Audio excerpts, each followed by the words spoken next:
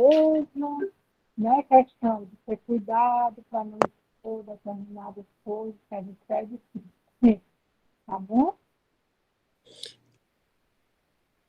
Então, vamos primeiro dar boa noite a todos. Boa noite, professor. Então, vou fazer uma apresentação rápida sua, né? Já que a gente só tem uma hora.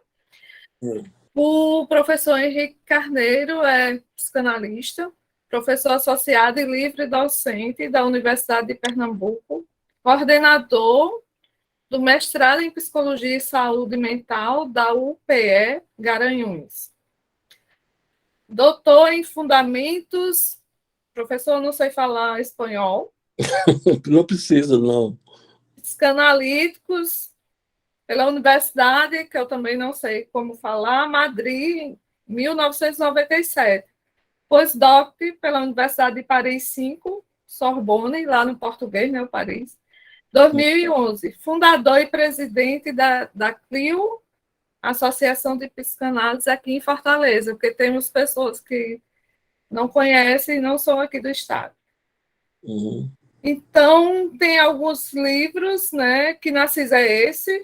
Livro eletrônico pelo CNPq, 2007. O Erotismo e o Paraíso, edição As Musas, 2008.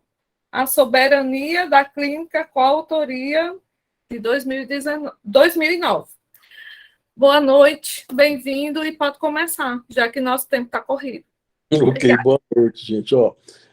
Essa situação é horrível trabalhar assim, com a bateria vai cair, o computador não está entrando. O Ricardo estava por aí há pouco tempo, talvez o Ricardo saiba solucionar isso. E o Ricardo, está me ouvindo por aí? Ele desapareceu. Então, se ele aparecer, manda ele mandar mensagem pelo... Ele está falando aqui. Está sem microfone, está sem microfone. Cadê ele?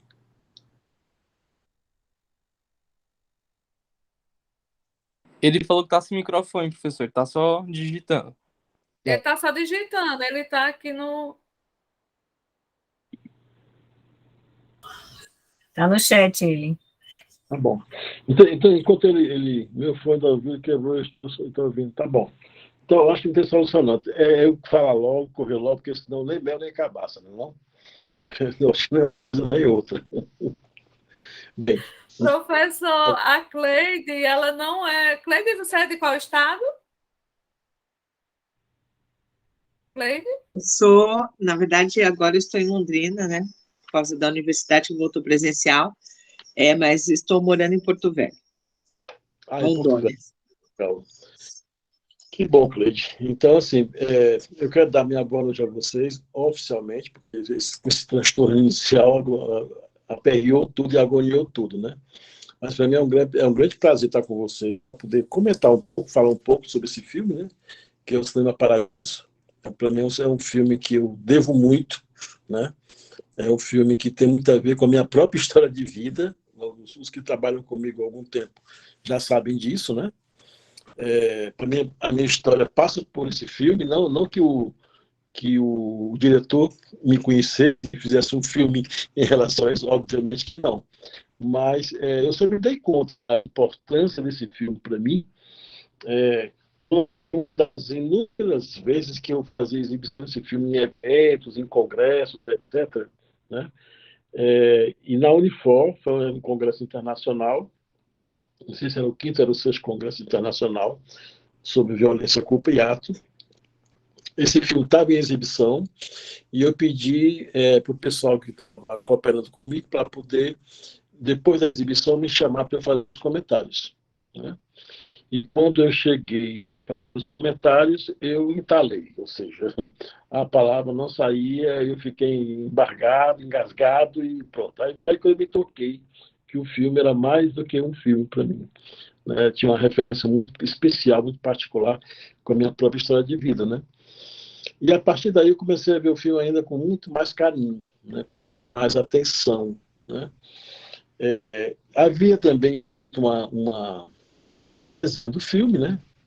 não sei se foi em 2009, eu acho, né? Então, nessa resenha eu fazia questão de fazer uma diferenciação sobre a questão da nostalgia, da melancolia, né? E, sobretudo, também dando um certo acento, né, na questão da tristeza, né? Era uma época, nos anos 2009, onde nós trabalhávamos dentro do laboratório questões sobre a tristeza também, a importância do sujeito diante das perdas em passar pelo sentimento, né, e a vivência da tristeza, né? Era como se a questão do consumo, né, com a questão das tecnologias avançadas, um pouco suprimir isso que é inerente ao sujeito, que é a condição de entristecer diante das perdas, né, diante dos desencontros, etc., né? Então, nesse sentido, dessa pontuação entre a importância do filme para que nós possamos pensar a vivência, né, e a importância que cada sujeito poderia tocar em referência ou em relação às nostalgias, né, que eu sempre gosto de trabalhar com essa questão da nostalgia, dizendo que a nostalgia é uma espécie de um luto, né, ou um trabalho de luto, em que o sujeito realmente logrou, né, ele realmente teve êxito, né, com esse trabalho de luto, não em termos de finalização, porque a gente sabe que os lutos nunca finalizam, mas que ele avançou consideravelmente naquilo que a gente possa considerar a relação dele com aquilo que ele toma como as perdas enfrentadas ou vividas, né? Então, o filme é isso. Começa com a cena que você já deve ter visto no filme, obviamente, né? Começa com aquela cena do telefonema para o Salvatore, né? Então, ele que virou um cineasta famoso, né? Morava em Roma e que, na verdade, pouco falava com a mãe por telefone. A mãe depois se queixa no filme que só deixava recados e a cada recado que ela deixava com uma mulher diferente, né? Deixava pressupondo que o filho passava por várias mulheres, esse tipo de coisa aí. E,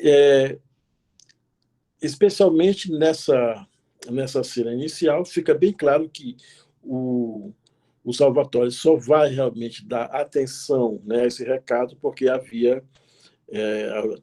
tinha acontecido uma morte, e essa morte era de alguém que para ele era muito caro, né? Então, o filme começa exatamente por aí, e daí a razão porque eu trabalho com essa questão, né, nessa resenha, com a referência à nostalgia, né? Passando um pouco pela melancolia, mas não para chamar nenhum tipo de personagem melancólico no filme, não é essa a intenção, né? Muito mais eu trabalho com relação a um conceito ali meio limiar entre esses dois pontos mais extremos, né? Que seria de uma lógica um nostálgico e de outro o melancólico, para trabalhar com as melancolizações, né, como efeito daquilo que o sujeito sente quando se encontra diante de perdas, né? Ou seja, todos nós, independente de que posição psíquica nós estejamos, nós vivemos momentos de melancolização, né, diante de perdas enfrentadas. Então, nesse sentido, a figura, não sei se é a figura principal do filme, mas o Salvatore, então, ele vai para a cidadezinha onde ele nasceu, né? onde ele viveu até a sua adolescência, e aí começa todo um desenrolar que o filme vai mostrar que é muito lindo, né? Isso quer dizer, um festival de memórias, de lembranças acometem a ele naquele momento, e a partir daí é como se, na verdade, houvesse um filme dentro do filme, né? Ou seja, é como se as lembranças dele realmente já fossem um filme passando em suas memórias, e essa referência, ao mesmo tempo, ela é filmada, né? Pela própria produção que nós assistimos. Quer dizer, é como se fosse um filme dentro do filme nesse sentido. Mas, ao mesmo tempo, me parece que é como se fosse uma espécie de um redobramento, né? Ou seja, típico daquilo que nós vivemos quando nós perdemos algo, né? e já que o filme foi desencadeado pela perda de uma figura central para ele, que jogou nada mais, nada menos do que o papel de ser um pai para ele, já que o pai dele, na verdade, havia desaparecido, né? E a mãe sempre inventava algumas histórias para ele com relação à presença do pai. E, no caso, essa figura, né, central que é o operador cinematográfico, né, daquele cinemazinho da cidade, jogou, então, uma referência central para ele, como se fosse um grande esteio, né? Um grande tecido simbólico que ele encontrou para poder sustentar essa referência diante de alguém, né? E o que é curioso aí também nessa história, entre a figura do pai simbólica que foi jogada a partir do operador cinematográfico, né? E o próprio Totó, é que assim, havia uma espécie de barganhas, né, constantemente em algumas cenas mostram, porque, na verdade, o operador cinematográfico não sabia ler, né? E, ao mesmo tempo, o Totó não sabia, digamos assim, manusear a máquina de projeção cinematográfica. Ele tinha muito desejo de trabalhar no cinema, enquanto ele era totalmente, digamos assim, levado a não investir nisso, porque aquilo era muito perigoso, né? Era alguma coisa perigosa e que não era alguma coisa que dava muito sentido à vida, né? Bem, nesse sentido, me parece que esse tipo de barganha entre aquilo que um sabe e o que o outro não sabe é interessante também no filme, na medida em que a gente vê que nessa relação entre pai e filho, você pode pegar pai de várias perspectivas, né? Tem vários pais importantes na vida de um sujeito, né? Sempre haverá, digamos assim, uma espécie de tentativa de se superar aquilo que seja a posição do pai, e, ao mesmo tempo, uma tentativa de se apropriar do saber do pai, que, no caso, Totó, ele tentava fazer isso, né, com relação à figura do operador cinematográfico. Então, quer dizer, o que é interessante, porque aquela cena que aparece, né, ele fazendo um exame, os dois fazendo um exame, tipo um exame de admissão, uma prova, né, onde os dois seriam uma espécie de titulação por saber ler e escrever. É naquela cena em que as coisas se dão de uma forma bem interessante, porque é ali onde ele, criança, começa a barganhar alguma coisa em relação ao operador cinematográfico. Então, ele vai dizer assim, bem, eu te passo, mas você vai deixar, né, eu me apropriar de alguma coisa que eu tenho muito desejo de fazer. E ali era tremenda, né? Era tamanha a angústia, né, do homem, né, que se via como que, naquele contexto, reconhecendo que ele não sabia, que para ele saber alguma coisa e para poder ser reconhecido ele precisava ceder, né? Então ele cede e a partir dali aparece um certo pacto, né, na vida dos dois. Isso é interessante porque esse pacto vai também servir para nós enquanto uma referência psicanalítica de que, assim, todo pai, na verdade, tem várias faces, né? Pelo menos duas deve ser exibida, né? O pai da lei, o pai do limite, o pai que não concede tudo, mas, ao mesmo tempo, ele há de ceder, ele há de conceder em algum momento alguma coisa, né?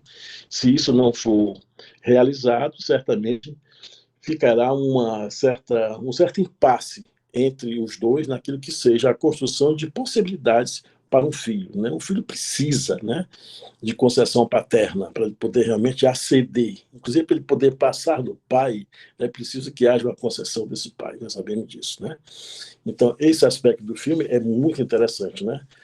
Nessa referência da posição paterna simbólica que o filme joga, né?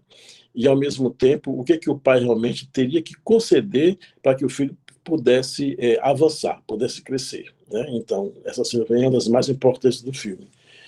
Outra questão importante no filme, que talvez aí entre a referência mais importante do certo traço, né, de nostalgia, né, que eu acho isso um conceito interessante, que é um conceito muito pouco explorado pela psicanálise, né? Assim, o nostálgico parece muito mais como uma coisa piegas, né? Ah, mas isso é nostalgia, né? Você está com saudade de alguma coisa que você vivenciou na infância ou em determinado momento da sua vida, mas, entretanto, a nostalgia tomada por essa perspectiva que eu coloquei para vocês até agora, que é a perspectiva de que é um trabalho de luto que teve um certo êxito, né? Na medida em que você, por exemplo, pode lembrar de alguém que você perdeu, né?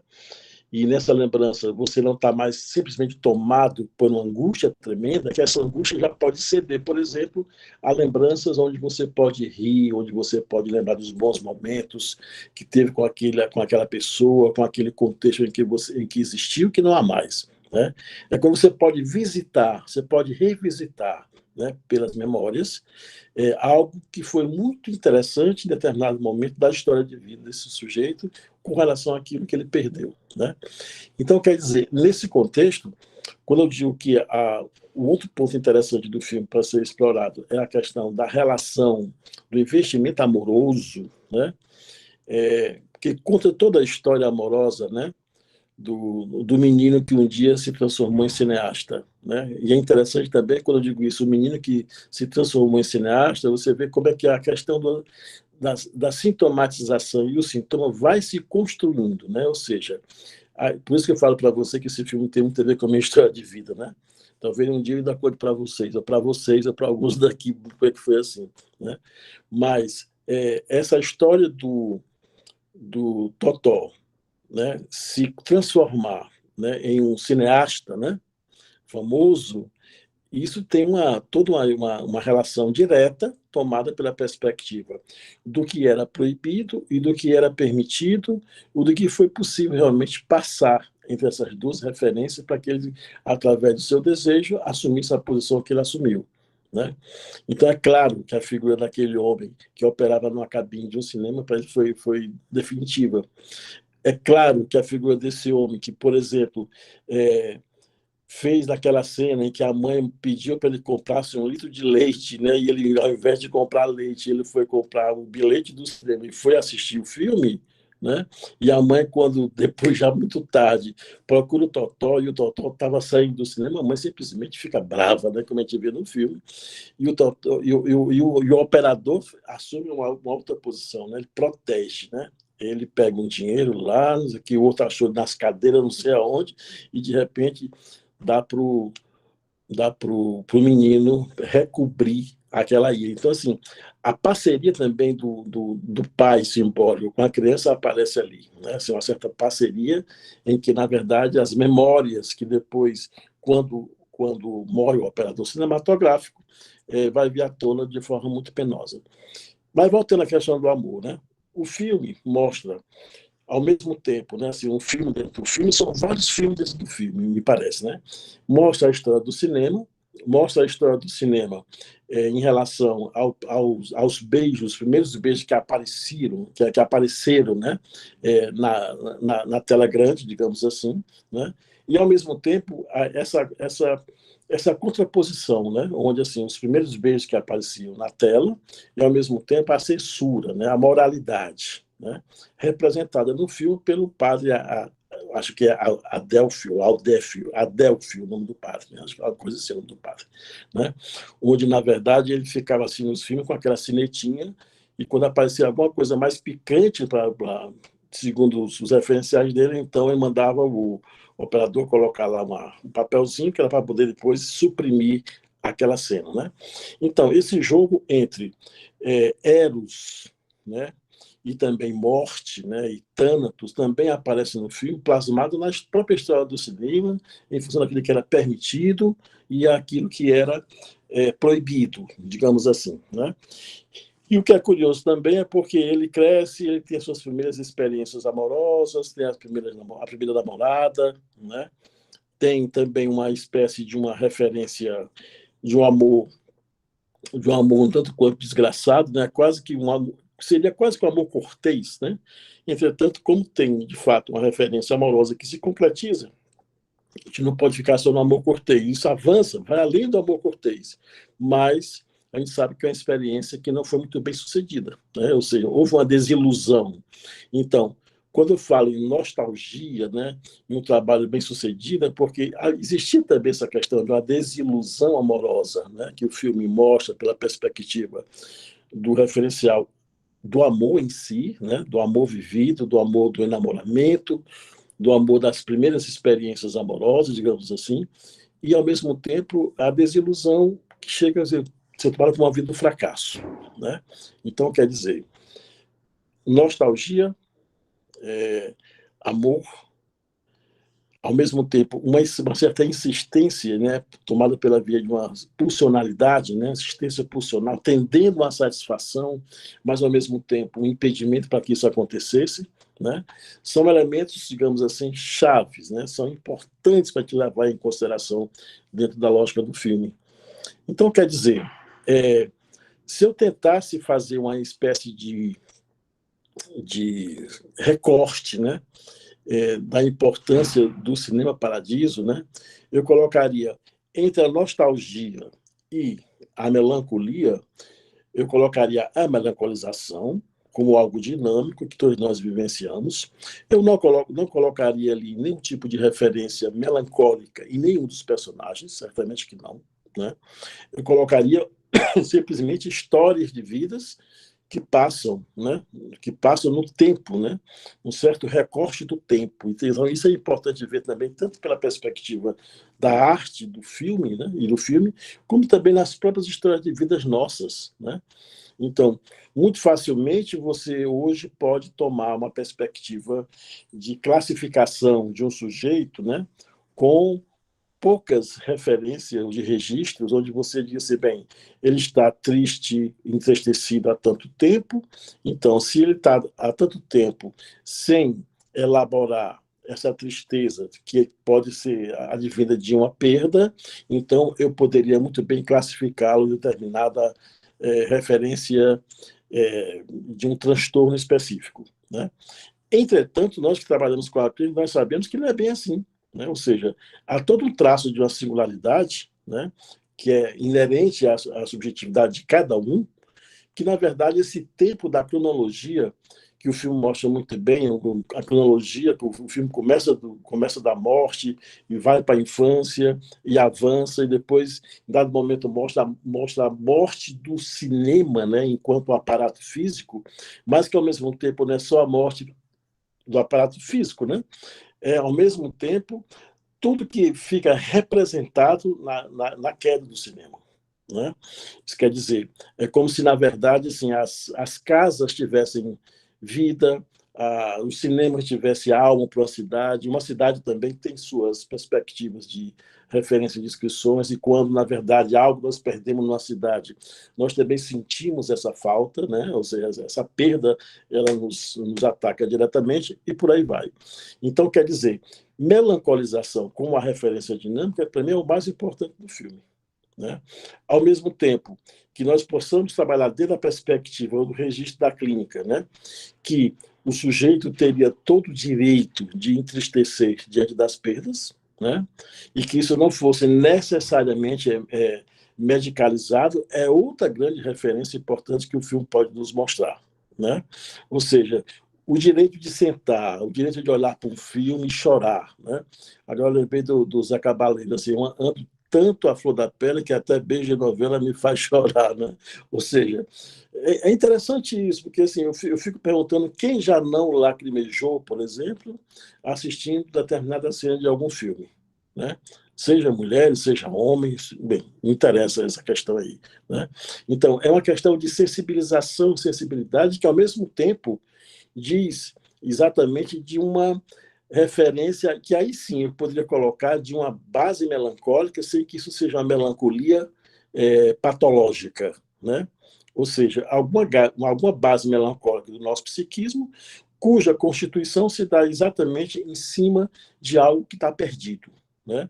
E que está perdido, que é perfeitamente tocável, que é, como tal, perfeitamente da ordem de uma sensação de um mal-estar que nós vivenciamos nas nossas existências, e por aí vai. Então, o filme mostra muito isso, é muito sensível, porque quando você vai ver a história do filme e a própria trilha musical do filme, ou seja, a sensibilidade, né, das músicas do filme, então só pela música em si, você já é levado a uma viagem, né, quase que regressiva, né, aos tempos em que os personagens do filme mais destacam. Então, quer dizer, há uma sensibilidade entre música, né, entre música e, ao mesmo tempo, cenas, né, e, ao mesmo tempo, traz uma grande referência para o filme que é próprio da vida do inconsciente, ou seja, há uma certa atemporalidade, né, que se joga, que se mistura, que se atravessa entre o que é hoje e o que foi na infância, e o que é hoje e o que foi ontem, né? Como se fosse uma espécie de uma tentativa de reatualização do impossível, né?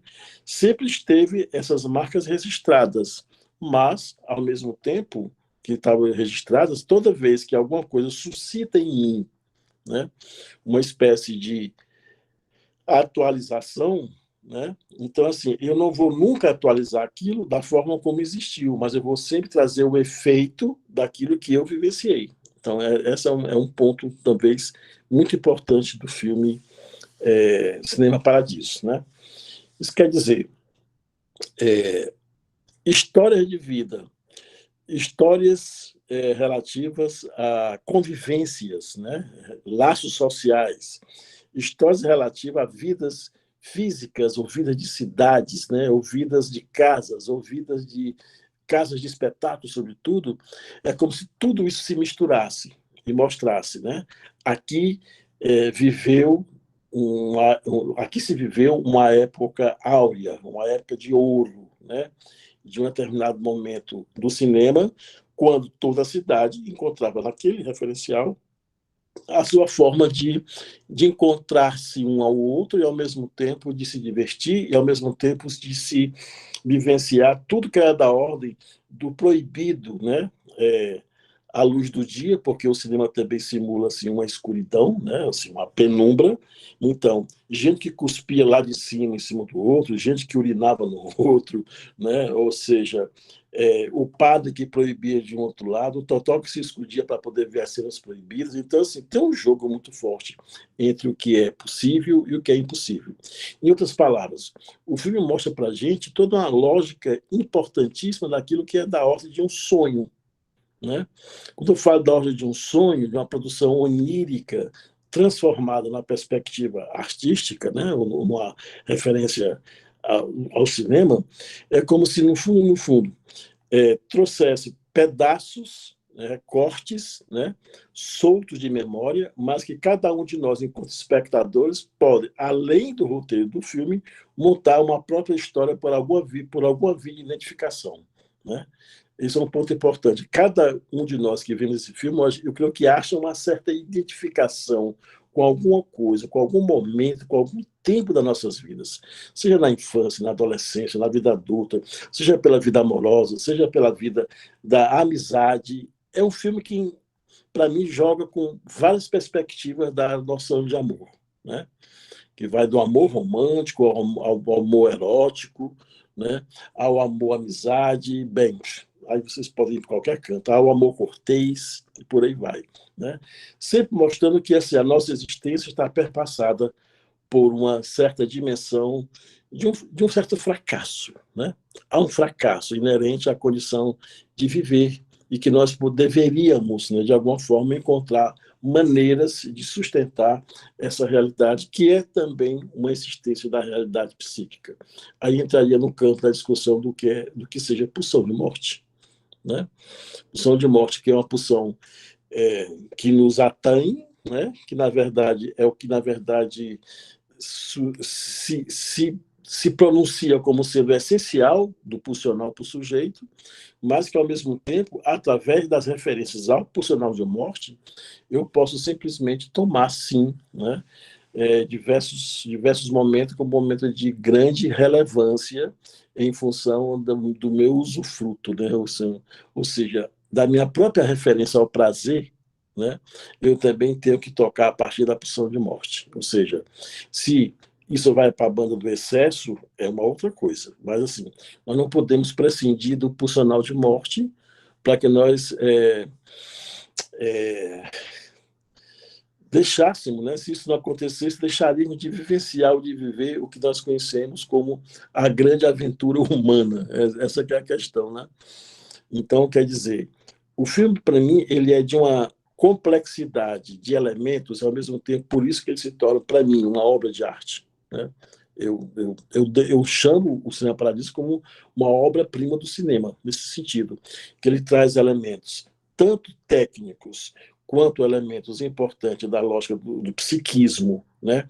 Quanto das relações entre as pessoas, para poder clarificar assim, o que é viver, né, dentro da cultura, do espaço da cultura, ao mesmo tempo convivendo com as variáveis pulsionais e, ao mesmo tempo, convivendo com aquilo que, para mim, é essencial dentro da obra freudiana, que é o texto do luto e melancolia, né? Então, luto e melancolia como sendo um tratado de uma referência aos investimentos amorosos, mas, ao mesmo tempo, dizendo que, no fundo, nós nunca vamos elaborar nem o luto na sua totalidade, mas, ao mesmo tempo, temos um recurso da nostalgia para dizer que a gente pode sim revisitar, quando nós pudermos, algo, o traço daquilo que nós perdemos. Então, para mim, o filme tem, em linhas gerais, teria essa conotação. Então, eu gostaria de ouvir vocês agora, porque a Cádia levantou a mão, depois baixou de novo, não sei, para ver se e outras intervenções que a gente possa aumentar a nossa conversa, né? Henrique, você falou de pedaços soltos de memória, né? No final do filme, ele faz esse recorte, né, de memórias de filmes que ele assistiu e ele junta tudo. Ele termina o filme ele sentado, né, que ele junta esses pedaços e ele fica vendo os pedaços que foram cortados, né, que ele guardou. Não sei se vocês lembram. É pedaço dos beijos, né, do que o padre mandava cortar. Aí você falou desses pedaços soltos de memória. Sim. Se você puder falar um pouquinho sobre isso. Sim, e é bom você retomar isso, né, que eu fiz o panorama geral, mas aí tem uns elementos mais sensíveis, né? Esses pedaços soltos de memória, na verdade, todos nós temos, né? Que, na verdade, quando a gente toca, por exemplo, lá na infância, que passa pelo dispositivo da amnésia infantil, né? Onde muitos registros ficam ali, porque é bom que eles fiquem ali guardados mesmo, né? E que eles venham à tona a partir de sonho, fragmentos de sonho, ou quando a gente já depois de adulto, né, está no processo de análise, então isso volta, não sabe-se muito bem de onde, volta com estranhamento, mas que sim joga uma função reparadora para o sujeito em função daquilo que, na verdade, ele perde durante o processo de vida, né? O nosso processo de vida é um processo constante de perdas, né? Então, se é de perdas, nós vamos encontrar o quê? Nós vamos encontrar, sim, pedaços de registros daquilo que nós vivemos. Isso que eu estou colocando em referência à memória, né? Isso quer dizer, se nós tivéssemos, a partir daí, condições de pensar até na questão mesmo do sujeito com mal de Alzheimer, talvez nós pudéssemos pensar possibilidade de trabalho, né? Que é uma questão que quem trabalha comigo sabe que eu dou muito valor a isso, um valor especial, né? A questão do sujeito com mal de Alzheimer, exatamente por essa perspectiva. Seja, são fragmentos, são recortes de memória que tem a ver com a própria história de vida do sujeito, né? E que cenas, né, que atualizam essa explosão, né, ou esse retorno de pedaços, né, são cenas, sim, importantes para que o sujeito ele possa fazer algum tipo de reparação. Reparação que eu estou chamando aqui é muito mais no sentido de elaborações, nesse sentido. Tá certo? Então, essa é uma cena constante, quer dizer, importante no filme, porque, assim, tem algo que parece que está perdido, né, para sempre, mas não está perdido para sempre, está, digamos assim, metido em alguma gaveta, né, que em dado momento você vai dizer, mas aqueles pedacinhos da fita, né, que ele guardou, que era proibido, que ele colocava em casa, ele montava cenas de ação, cenas amorosas, são cenas, ali representa cenas da própria memória do personagem do filme. Isso que é interessante. Ali é só uma forma de plasmar a composição da obra cinematográfica, mas é muito bem logrado também isso que é no filme naquele momento. Então, é muito, muito bom quando você lembrar um pedaço aí do filme, que é no finalzinho, onde ele senta, projeta, chora sozinho. E também remete a outra coisa que eu não falei, né? Remete à questão mesmo da solidão, né? Ou seja, a solidão do sujeito, né? Ou seja, aquilo que Freud também fala da insocorribilidade, né? Ou seja, nós somos seres insocorríveis. Na verdade, nós tentamos a vida toda fazer um tipo de investimento que nos faça pôr dinamicamente em movimento, né? Em ação, em investimento, é isso, mas tem algo nosso que, na verdade, não vai curar, porque nós, na verdade, na psicanálise não trabalhamos com a cura, né? Então, essa cura que, na verdade, poderia ser trazida pela referência da cura médica ou da cura prometida, não é isso, né? Aquela velha frase que a gente sempre repete por aí, na verdade, nós, enquanto analistas, nos curamos do desejo de querer curar, isso é importante, porque esses momentos, né, em que o filme mostra, simplesmente nos remete a isso, né? Assim, toda vez que eu puder me remeter a registros, né, que estão colocados nesses gradientes da memória, né, aí está o sujeito, né? Então o sujeito vai estar nesses fragmentos, né? E a elaboração que ele puder fazer, aí sim é o sujeito tomando posição, né, diante de um determinado contexto. Então isso que é interessante, ok? E você falou também agora, é, que, é, que não fica perdido totalmente na memória. Uhum. Eu lembrei daquele filme O Brilho Eterno de uma Mente Sem Lembrança, que ela faz um procedimento para esquecer o cara, né? Porque ela tem medo de sofrer de amor e Sim. de não dar certo. E aí ela faz esse procedimento cerebral, né, para esquecer do cara. Quando ela encontra ele na livraria depois de algum tempo, ela olha para ele e diz: eu acho que eu te conheço de algum lugar. Uhum. Sim. Na verdade, esse é o próprio trabalho que nós constatamos pela via do inconsciente, né? Ou seja, quando a gente fala em lembrança, Exato. nós estamos falando inconsciente, ou seja, nada está, digamos assim, esquecido de todo, né? O inconsciente ele joga essa função importante, né? Aquilo que nós chamamos das formações do inconsciente, que possam vir pelo sintoma, pelo sonho, bem, entre outras tantas referências, nos mostra isso, né? Assim, nós não estamos livres, né?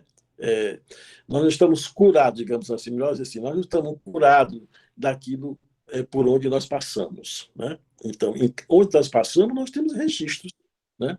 Agora, quando eu falo que nós não estamos livres, é porque isso sim passa por perspectiva de retorno, isso passa pela perspectiva de produção onírica, passa por produção sintomática, passa por atos falhos, bem, isso que nós já conhecemos dentro do campo da psicanálise, né? Então, nós somos isso, né? Então, o trabalho da insistência, né, pela perspectiva do inconsciente é isso. Então, quer dizer, os fragmentos que a gente pensa que está livre, né? Eu estou livre de alguma coisa que me ocorreu quando eu tinha 5 anos de idade. Não estou livre disso, né? Nós não temos direito a essa liberdade, né? E é bom que nós não tenhamos, porque é exatamente em cima disso que eu vou poder lançar mão para poder tocar uma elaboração em um determinado tempo da minha vida. E vou precisar disso, né? Eu vou precisar que em algum momento se abra uma janela daquilo que ficou tomado pela amnésia infantil, né, e que eu possa fazer a elaboração a partir daí. São dolorosas as referências, mas ao mesmo tempo que são dolorosas, elas são constitutivas, né? Constitutivas daquilo que a gente chama de elaborações. Henrique, E, pensando um pouquinho em tudo isso que vocês estão falando, né, a Cláudia trouxe, mas eu vou voltar um pouquinho antes, daí eu também vou amarrar um pouquinho com o que a Cláudia comentou.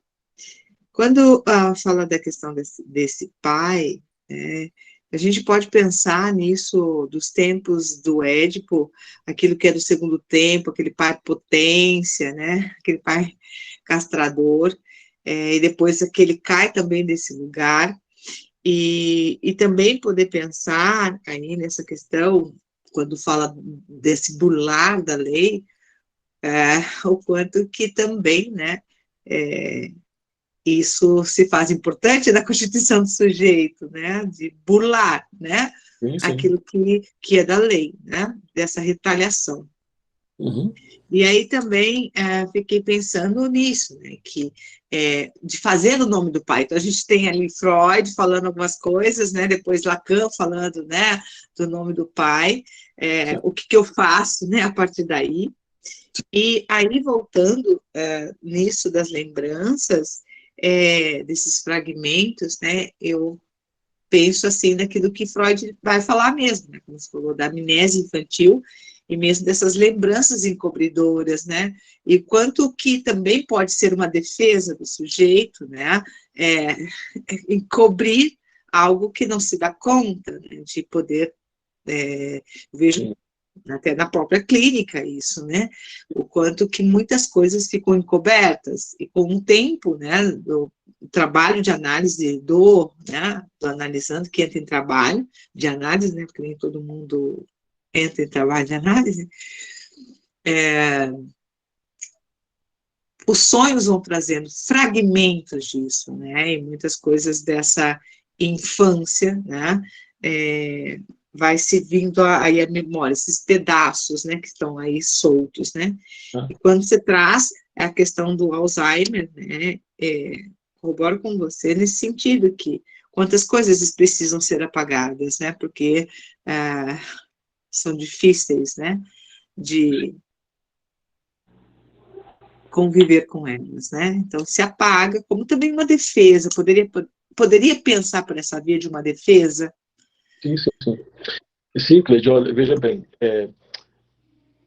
isso está colocando é tremendamente caro para mim nas minhas elaborações, nos seminários sobre a Cleveland, sei lá, 3 anos de seminários sobre isso, né? Então, nesse sentido, entra como defesa, né? E, ao mesmo tempo, quando o sujeito... Isso era um tema que nós trabalhávamos muito nos seminários, né? Assim, o sujeito tem uma posição em relação ao momento em que não quer mais viver. E não vai viver em determinada referência, né? Eu até usava uma metáfora muito séria, que ele dizia assim, olha, o sujeito ele pode dizer assim, olha, eu estou no bonde andando a vida toda, mas aqui eu salto, né? Eu não quero mais investir em coisas que eu vou perder.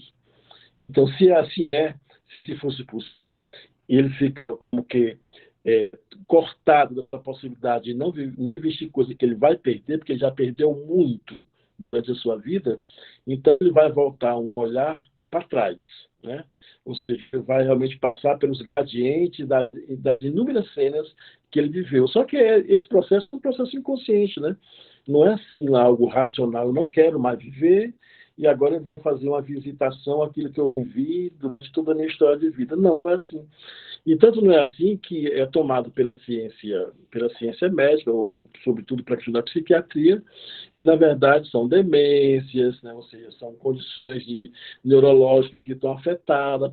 Eu sempre coloco assim, gente, eu não vou brigar com a ciência, porque ninguém é trouxa para brigar com a ciência, né? Mas, ao mesmo tempo, a gente tem que reivindicar o que há do sujeito nesse processo.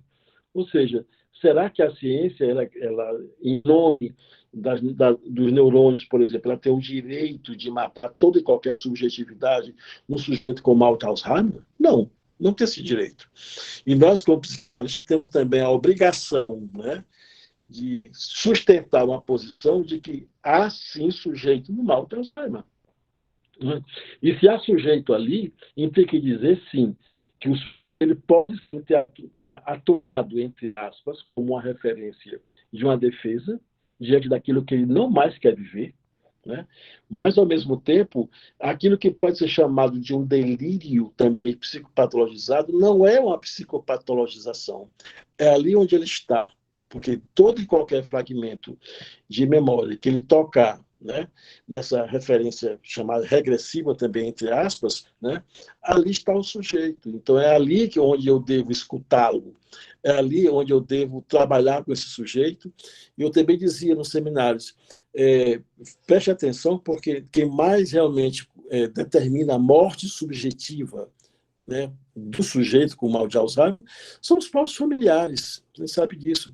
Quando, na verdade, eles são os mais deveriam ser, digamos, os grandes outros, né, os grandes tesouros do significante para aquele que se encontra naquela condição, porque eles conviveram, eles compartilharam até certo ponto da história de vida desse sujeito, né? E, na verdade, são tomados por uma referência do campo da ciência, simplesmente de bestializar, desculpa a expressão, mas parece que é essa mesmo, bestializar um tanto quanto aquilo que seja a vida subjetiva, né? E tentar colocar simplesmente indicações para que a pessoa não se perca dentro da casa, porque sabe que uma geladeira é uma geladeira e por aí vai. Ali é uma cozinha, ali é uma geladeira, esse tipo de coisa, né? Que a gente sabe que tem uma finalidade, tem sim, mas isso aí, o sujeito não é só isso, né? Eu também conto uma história que eu estava aqui em Garanhuns, hoje eu estou em Garanhuns, em Pernambuco, né? Então, aqui em Garanhuns, eu falando sobre isso na formação aqui, aí, então, das profissionais que fazia a formação na época, diz assim, professor, eu lembro demais, porque assim, a minha mãe teve Alzheimer, ela morreu com Alzheimer, né? E eu simplesmente nunca deixei de contar uma história todos os dias à noite para ela dormir. Todo dia ela contava uma historinha para a mãe, né? E de tanto ela contar essa história, ela se equivocou, claro, né? Aí vem a loja do inconsciente. Ela se equivocou. E a história era mais ou menos assim: os barcos estão saindo para o alto mar, né? E aí ela disse assim: pois é, os barcos saíram para o alto mar e vão queimar. E saiu, e suspendeu a contação da história. Aí a mãe com Alzheimer, que não tinha aparentemente nada com nada, ela disse assim: e vai afundar, né? Ou seja, ali onde ela pensava, ou ela não pensava, outros poderiam pensar que aquilo é uma mera referência de ocupação de tempo com a mãe, não era. Era uma sustentação subjetiva, né? Tanto é que a mãe pôde, depois de muito tempo, ver que os barcos iam para o alto mar, que os barcos pegariam fogo, e ela disse, e vão afundar. Ela suplementou, né? Então, quer dizer, quando você fala isso, Cleide, para mim é importante para me dar a chance de falar um pouco dessa questão, porque, assim, existe, sim, um certo impulso de uma melancolização nesses pacientes, existem. A gente sabe bem disso, porque, assim, ele está passando por uma referência de uma visitação. Agora, ele está em cada um desses portos onde ele chega, qualquer porto que ele chegar, ele está ali, ele pode ser acessado. Essa que é a questão. Eu defendo muito com meus alunos que, na verdade, hoje eu vou dar aula sobre saúde mental hoje de tarde, né? Que, na verdade, assim, quando eles for trabalhar nas RAPs da vida, em qualquer outro referencial de atenção essa psicossocial, por favor, né? Não vão sabendo de nada. Porque o saber profissional simplesmente vai embotar aquilo que seja a possibilidade de acessar o sujeito que chega. Quem mais sabe é ele mesmo. Ele pode saber coisas excelentes através dos delírios, que recebamos os delírios. Qual é o problema? Eu vou cortar o delírio para poder simplesmente dizer o que é que eu sei sobre o sujeito, quando eu não sei nada sobre o sujeito.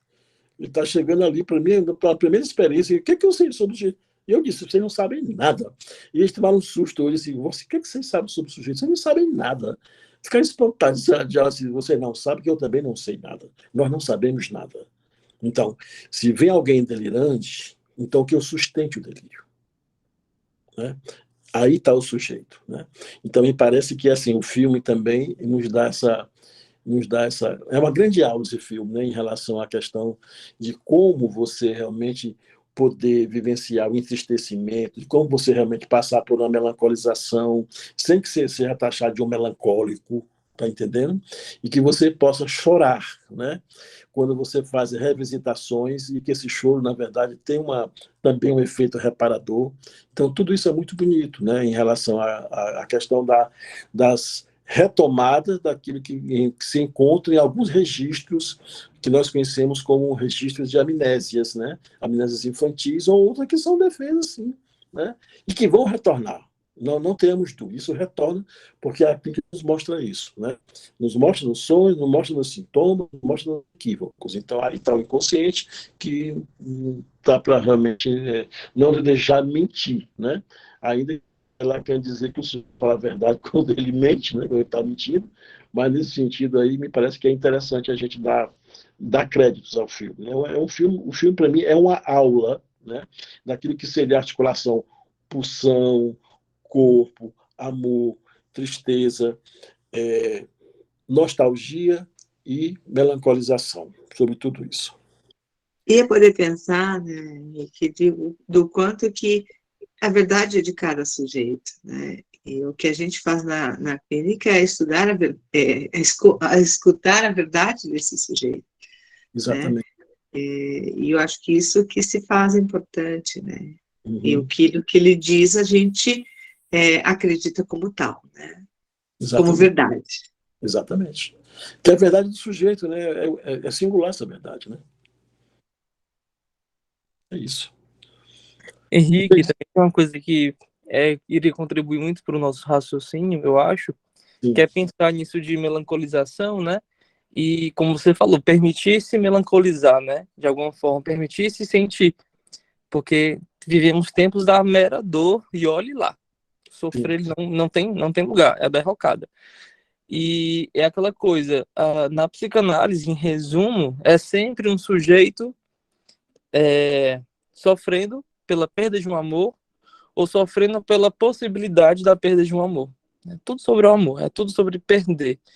É a perda que acontece, e acontecer, eu não estou nem me referindo ao presente, porque somos ânsia do futuro, somos nossos passados, nossos lutos elaborados, tal como podemos, somos a perda do atual, então, eu acho que quando a gente, que é um bom psicanalista, não é somente um bom teórico, um bom clínico, mas ele é uma pessoa que também entende do desejo do analista, né? Entende do desejo que também é perpassado por um sujeito que vive e sofre. Então, quando a gente aprende a entender nossa própria dor, nosso próprio sofrer, a gente consegue muito melhor estar ali para receber, acolher e guiar um outro. Uhum. Sim. Então, isso que você está colocando, Tuga, da melancolização, para mim, é um dos referenciais mais importantes, né, que eu consigo extrair da clínica, né, da minha clínica. Para mim, a melancolização é o mais importante. Até hoje, dos 38 anos de clínica, esse, para mim, é o conceito mais importante que eu consigo elaborar, né? Que todo analista ele consegue elaborar alguns conceitos importantes extraídos das suas clínicas, né? Isso é fundamental. Até eu desconfio do analista que não faz isso.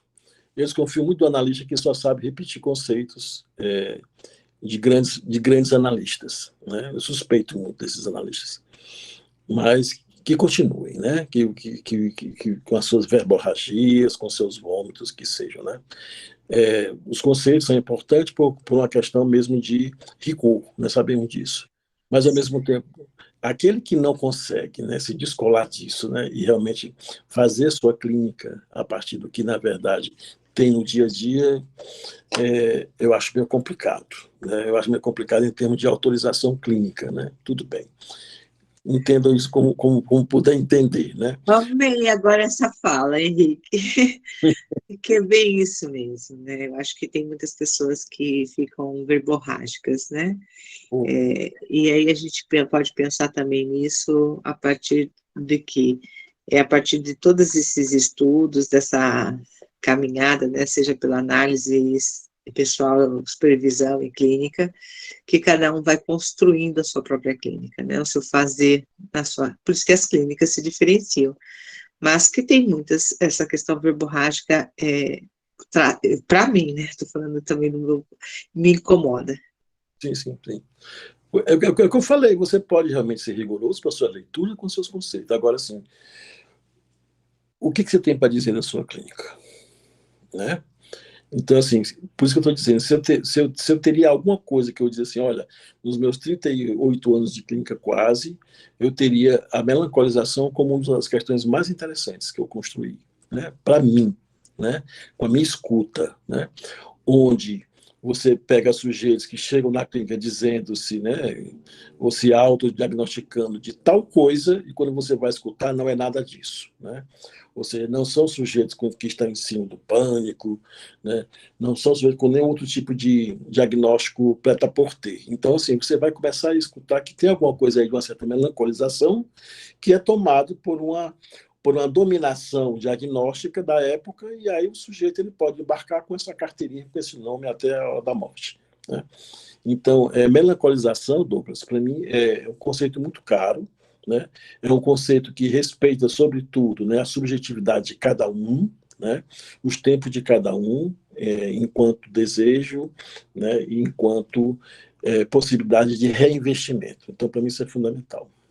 Okay? E tem até Gente, um artigo seu, aproveitando para divulgar, que eu li quando eu fazia a disciplina de psicopatologia, que acho que é melancolização, ressentimento, alguma coisa assim, sim, que você sim. escreveu, e que é muito objetivo sobre a importância desse sofrer.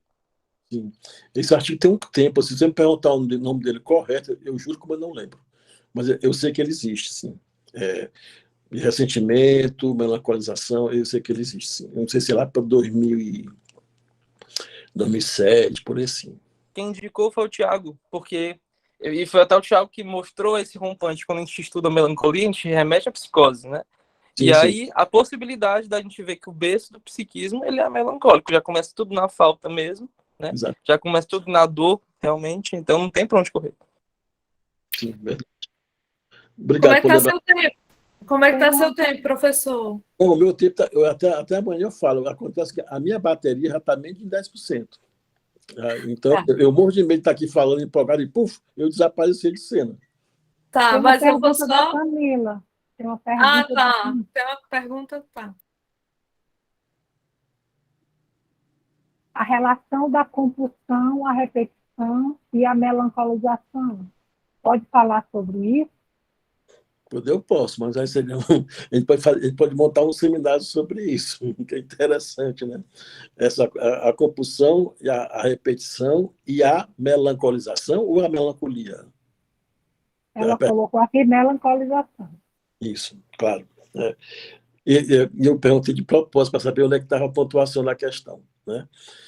Sim, olha, a pergunta é excelente, né? Porque a melancolização tem a ver, sim, com a repetição, né? Com a repetição como um todo, né? Ou seja, todo o movimento do psiquismo que envolve a questão pulsional, que envolve o corpo e a satisfação, então o sujeito, eu sempre digo, nós somos totalmente viciáveis. Quando eu estou trabalhando com a questão mesmo das substâncias, o sujeito e a substância, blá, blá, blá, aí, os alunos em geral são levados a pensar que, na verdade, tem os viciados e os não viciados, que somos nós, né? Então, eu logo derrubo essa tese, né? Diz assim, olha, nós somos todos viciados, né? A questão é como somos viciados, de onde nós nos viciamos e o que é que nós nos adietamos. Essa que é a questão. Porque aí é onde está uma relação entre a repetição, né?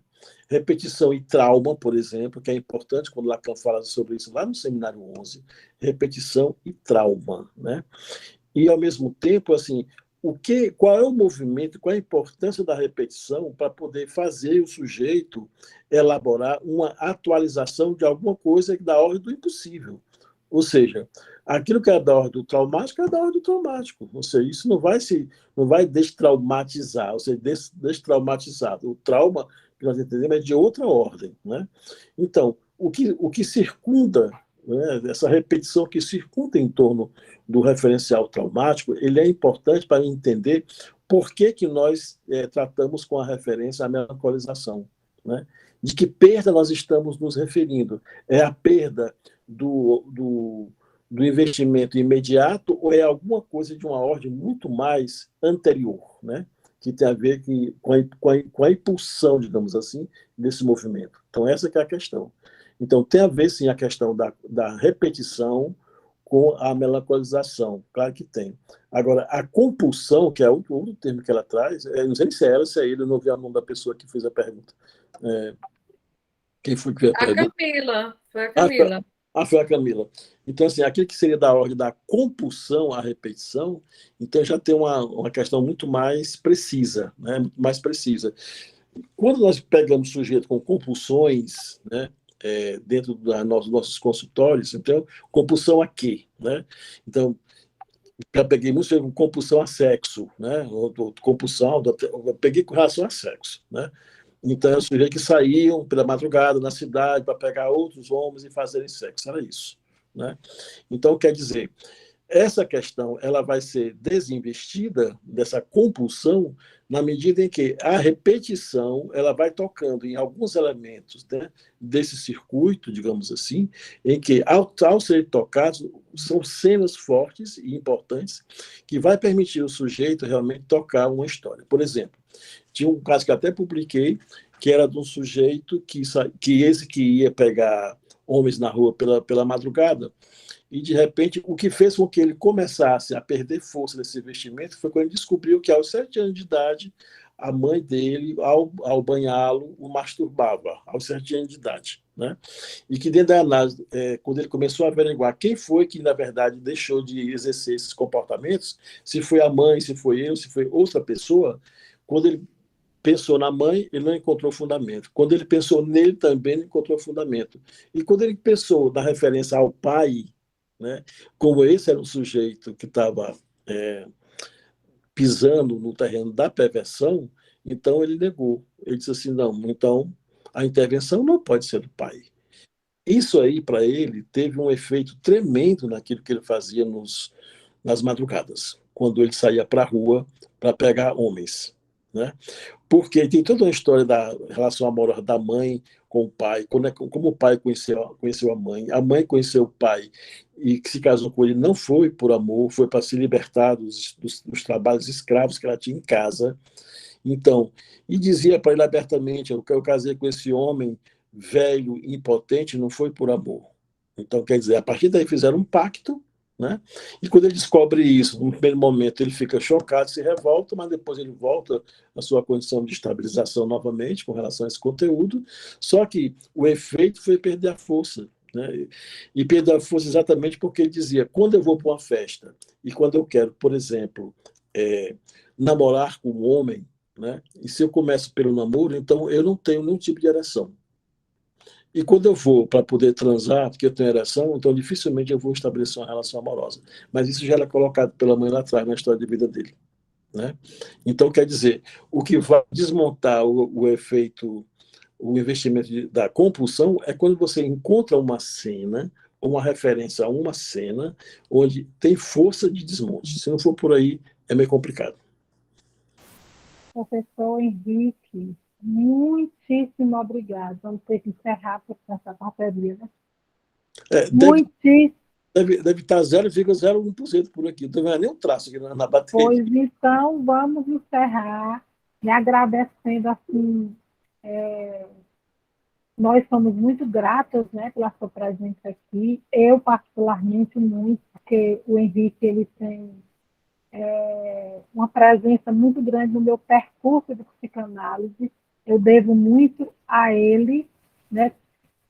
Praticamente muita coisa que eu sei da psicanálise eu devo muito ao Henrique. Ele sempre foi meu supervisor e fui bolsista dele. Então, ele tem uma presença muito grande no meu percurso da psicanálise. E esperamos, a CIP espera, contar mais com você. Ok? Muitíssimo obrigada. É sempre muito bom lhe ouvir falar. E o Cinema Paradiso também é um filme que me toca muito. Acredito que seja o filme para mim também. Beleza. Obrigada, professor. A gente já pode marcar o próximo, né? Vamos escolher o filme. Com sua bateria cheia, né, professor? Pois é, foi uma tarde. Está aqui, ó. Uhum. Ok, muito obrigada. E eu não sabia, quando eu fui eu estou no céu, e fui no para carregar, cadê a carga? Fui no computador. É a primeira vez que eu uso o computador para poder fazer o Google Meet. Não deu. Eu tenho que liberar não sei o que, não sei onde eu vou, não aparece janela nenhuma. Então, disse, hoje é o dia. Hoje é o dia. Ok. Pois, eu agradeço a vocês pela atenção, pelas questões, pelas perguntas que foram feitas, né? Certamente nós continuaremos aqui pelo menos mais uma meia hora, mas infelizmente não vai dar porque é melhor a gente acabar, né? Colocando essa pontuação do que eu desaparecer do mapa e vocês ficarem com a tela escura, sem nada. Tá bom? Com Já agradeço. Obrigada, boa noite. Obrigadinho, Boa boa noite, noite. Boa professor. noite. Tchau, Muito tchau. bom lhe escutar. Tchau. Tchau.